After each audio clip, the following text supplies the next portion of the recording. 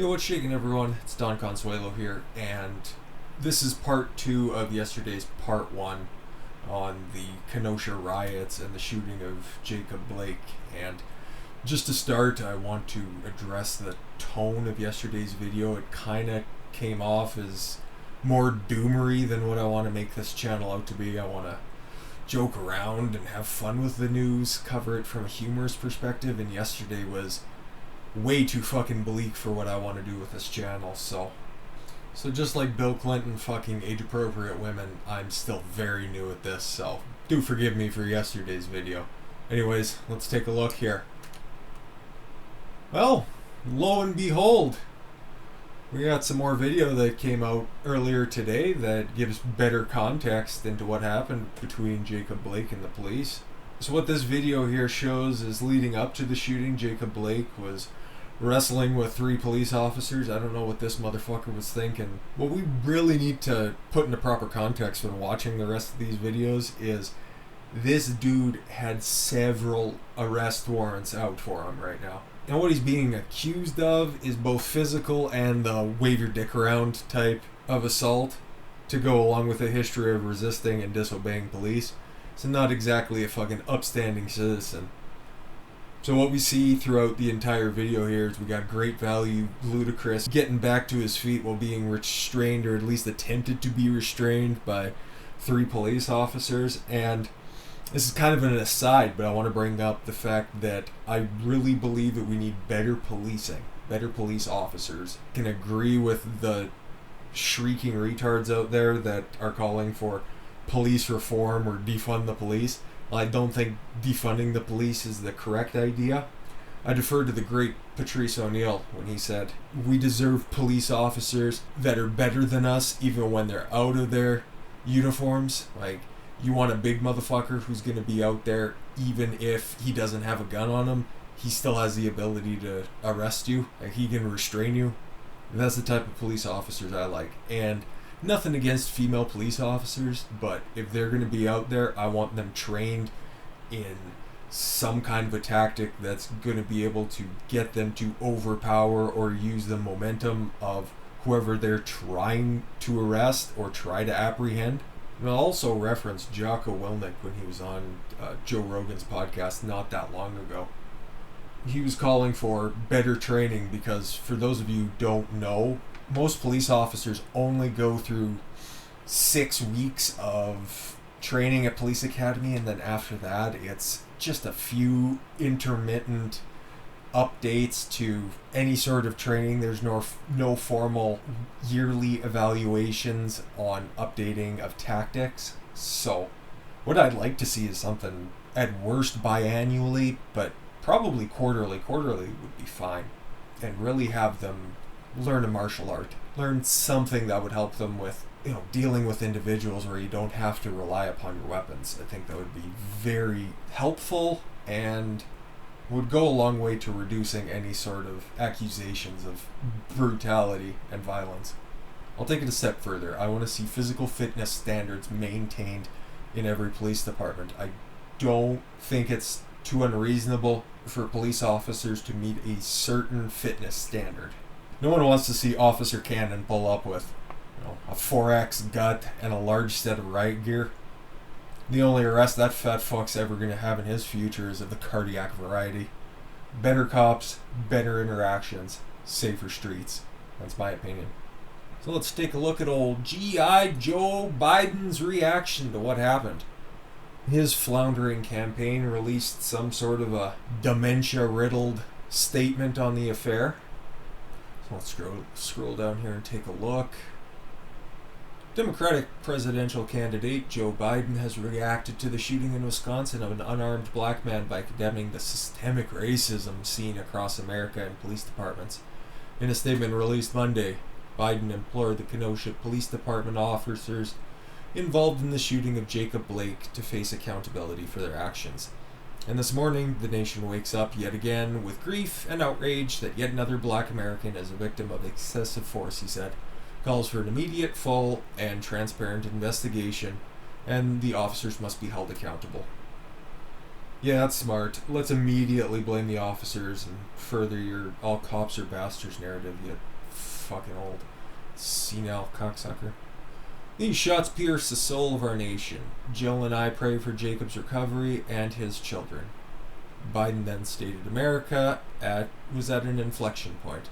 With how it looks at racial justice in the country, we must dismantle systemic racism, he said. It is an urgent task before us. To be fair, it is an urgent task before us. I agree, we do need to dismantle systemic racism, and why not start with such white supremacist groups like Black Lives Matter? So let's get a double scoop of idiocy here by taking a look at what the Wisconsin governor had to say. Wisconsin's governor declared a state of emergency Tuesday after some protesters vandalized businesses and set dozens of buildings on fire in a city where police shot a black man multiple times, apparently the back in view of his children. The shooting of Jacob Blake Sunday in Kenosha, apparently in the back. It's very important that you all remember that he was shot in the back. Was captured on cell phone video and ignited protests over racial injustice in several cities these 3 months after George Floyd died at the hands of Minneapolis police, touched off a wider reckoning on race. That's what we call riots now, a reckoning. It's getting biblical and shit. Governor Tony Evers called for protesters to be peaceful. The National Guard presence would be doubled from 125 to 250 in Kenosha after crowds destroyed dozens of buildings and set more than 30 fires on Monday night. So, how the fuck do you get away with still calling these destructive radicals protesters and also declare a state of emergency if everything is just going to be peaceful? Like, where's the disconnect here? Anyways, bitch tits continues. We cannot allow the cycle of systemic racism and injustice to continue, Evers said, who was facing mounting pressure from Republicans over his handling of the unrest that followed the shooting. We also cannot continue going down this path of damage and destruction. So is Republican becoming a slanderous word for anybody with common sense now? So we take a look at the response of the ambulance chasing Ben Crump here, who's also the defense lawyer for George Floyd, for those who were wondering. The 29-year-old was in surgery on Tuesday, said attorney Ben Crump, adding the bullet severed Blake's spinal cord and shattered his vertebrae. It's going to be a miracle for Jacob Blake Jr. to ever walk again, said Crump. So finally, my friend, we're going to take a look at our wonderful friends at Al Jazeera. Second night of unrest in Kenosha after U.S. police shoot a black man.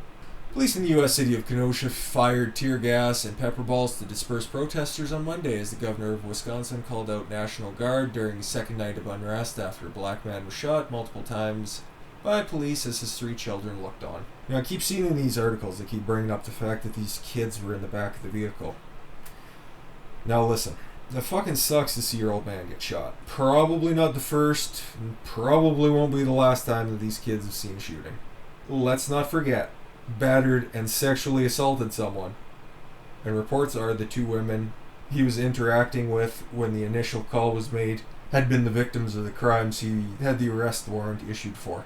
So yeah, hopefully this serves as a lesson that you just listen to the fucking cops and nobody has to be bound to a wheelchair. But who am I kidding? The brainwashing's probably already started with these poor little kids. So the article continues. The clashes erupted shortly after nightfall when many protesters defying a dusk till dawn curfew gathered outside the Kenosha court, shouting and tossing water bottles at a line of sheriff's deputies. So what's the point of this curfew anyways? These assholes are ready to riot to begin with, and the best you can do is tell them to get home before the streetlights come on. Kind of like getting a text from a girl in high school that her parents are out for the weekend, but you can't go out because your parents are having Bible study and it's getting to the good point. The article continues. Some launched fireworks at the police and set fires to vehicles and buildings in the city. Well, since you're licking communist boots anyways, why not fire off fireworks like you're ringing in the new year? Very nice. More dribble. It just keeps going on. People prepared to be peaceful. Well, at least they're wearing masks, I guess. Excessive use of force. On Monday afternoon, hundreds of demonstrators gathered near the court, chanting, "No justice, no peace," and say his name, Jacob Blake, and demanding the arrest of the officers involved in the shooting. Can they come up with some new slogans already? Like, Christ, no justice, no peace. The fucking slogan's getting old enough to run as a Democrat. Tensions flared after a news conference with Kenosha Mayor John Antaramian. Originally to be held in the park, was moved inside the city's public safety buildings. Hundreds of protesters rushed to the building, and a door was snapped off its hinges. But police and riot gear drove the demonstrations back by dousing some with pepper spray. Later at night, police fired tear gas about 30 minutes after the wildly successful curfew took effect and protesters refused to disperse. I thought curfews were supposed to work. But hundreds of people hung around, lighting fires and screaming at police. A short time later, several truckloads of National Guard troops were seen rolling into the town center. Local media reported exit ramps leading into the city from Interstate 94 had been closed to traffic. So these were the same methods that were taken in Chicago with all the bridges that were raised that blocked all the rioting from downtown to keep it from coming anywhere else. So they wanted to concentrate all the rioting into Kenosha itself, I suppose. Now throughout the rest of this, you see this sissy bitch of a mayor. Oh, nice tits. And it just continues from here. So that's all the information we're going to get from here, because below is just another recap of, well, Smokin' Joe's plagiarized, properly prepared speech or statement was given, so yeah, well, Miss Cleo could have adequately prophesized escalating riots. We are left with another blue city in a blue state, crying that an orange man is responsible for mongoloids thinking they're above the law. Jesus, November just can't come soon enough. I really think it's going to be a huge victory for T-Money and the new wave of Republicans. Looking at the future of whatever the fuck the right is now, we could see all the corporate Dems, Lincoln Project, Never Trumpers spin off and leave. The individualists of both ends of the spectrum as Republicans, and the paste-swilling breadline coomers of the left adopt the Democratic Party. Couldn't give a fuck. Regardless, shit's only going to get more and more bonkers, and I can't wait for it all to end.